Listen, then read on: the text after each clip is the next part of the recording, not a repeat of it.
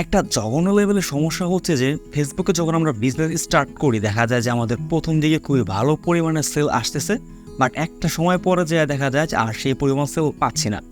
এর কারণ হচ্ছে যে আমরা যখন বিজনেসটা শুরু করি তখন আমরা ওই বিজনেস সম্পর্কে প্রচুর পরিমাণে অ্যানালাইসিস করি, যার কারণে প্রথম অবস্থায় আমাদের অনেকেরই ভালো পরিমাণে সেল আসে। তখন আমরা শুধু টাকা কামাই আর ধোঁয়ায় টাকা উড়াইতে থাকি। আমরা এটা ভাবি যে আরে টাকা তো আসতেইছে, কিন্তু কিছুদিন পরে দেখি যে আমাদের সেল কমে যাচ্ছে, অ্যাড কস্ট প্রচুর বেড়ে যাচ্ছে। এক কথায় আগে সেল হয়তো $1 আর এখন সেল হচ্ছে $3। কারণটা কি? আসলে কারণটা হচ্ছে যে আমরা সময়ের সাথে সাথে আমরা নিজেদেরকে আপডেট করি না, আমাদের বিজনেসটাকে আপডেট করি না।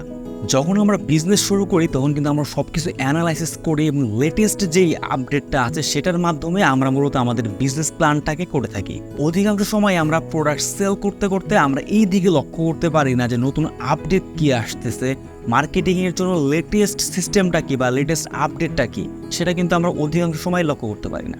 তবে সেল কমে যাওয়ার প্রধান কিছু কারণ রয়েছে। তার মধ্যে নাম্বার 1 হচ্ছে নতুন নতুন কম্পিটিটর তৈরি হওয়া, নাম্বার 2 হচ্ছে একই বিজ্ঞাপন অনেক দিন ব্যবহার করা, আর নাম্বার 3 হচ্ছে মানুষের রুচির পরিবর্তন হওয়া।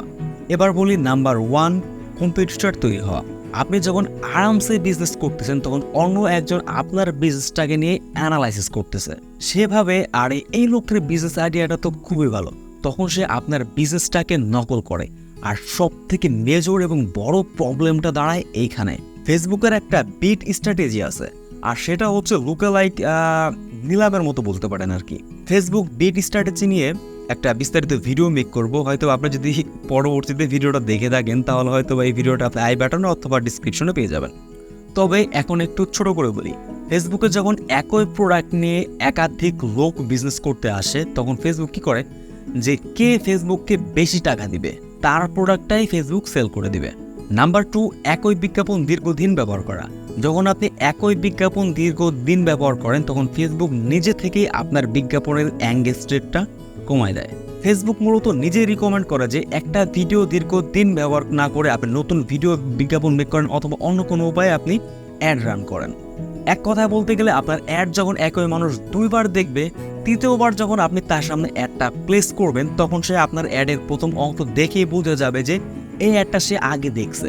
তখন সে কি করবে, হয়তো স্কিপ করবেন অথবা সে স্ক্রল করে চলে যাবে, আর যে কাজটা মূলত আপনি নিজেও করেন। নাম্বার 3 হচ্ছে মানুষের রুচির পরিবর্তন হওয়া। আমরা অনেকেই ভাবি যে ছোটবেলায় আমরা টিভিতে কত সুন্দর সুন্দর বিজ্ঞাপন দেখতাম, এখন এই ধরনের বিজ্ঞাপন কেন দেখি না। আসলে ব্যাপারটা হচ্ছে কি, বর্তমানে যারা বিজ্ঞাপন মেক করে তারা কি ওই ধরনের বিজ্ঞাপন মেক করতে পারে না? আসলে উত্তরটা হচ্ছে হ্যাঁ, পারে। মূল কথা হচ্ছে মানুষের রুচির প্রতিনিয়ত পরিবর্তন হয়, যার ফলে ওই ধাঁচের বিজ্ঞাপন যদি আপনি মেক করেন তাহলে হয়তো ভালো রেজাল্ট আপনি পাবেন না। তাই আপনাকে প্রতিনিয়ত খোঁজ রাখতে হবে যে কোন ধরনের অ্যাড বর্তমানে মানুষের কাছে জনপ্রিয় হচ্ছে, কোন ধরনের অ্যাড মানুষ দেখতে পছন্দ করছে, আপনাকে সেই ধরনের অ্যাড তৈরি করা। তবে সবথেকে মেন প্রবলেম হচ্ছে বাংলাদেশের এই বিশাল জনসংখ্যার বেকারত্ব, যার ফলে আপনি যখন একটা বিজনেস প্ল্যান বের করবেন তখন কেউ না কেউ আপনার এই বিজনেস প্ল্যানটাকে অবশ্যই কপি করবে। সো এই কারণে আপনাকে প্রতিনিয়ত খেয়াল রাখতে হবে যে কিভাবে নতুনভাবে বিজনেস প্ল্যান করা যায়, কিভাবে নিজেকে আপডেট করা যায়, কিভাবে নিজের বিজনেসটাকে অন্যদের থেকে ডিফারেন্ট উপায়ে একটু আগায় রাখা যায়। আপনি যদি ভাবেন যে ও এভাবে করতেছে আমি এইভাবে করি, না, ব্যাপারটা এমন না। আপনাকে অবশ্যই তার থেকে ডিফারেন্ট কিছু করতে হবে এবং তার থেকে বেটার কিছু করতে হবে, তাহলে হয়তো আপনি এই বাংলাদেশের এই বিশাল এই কম্পিটিশনের মার্কেটে আপনি টিকে থাকতে পারবেন।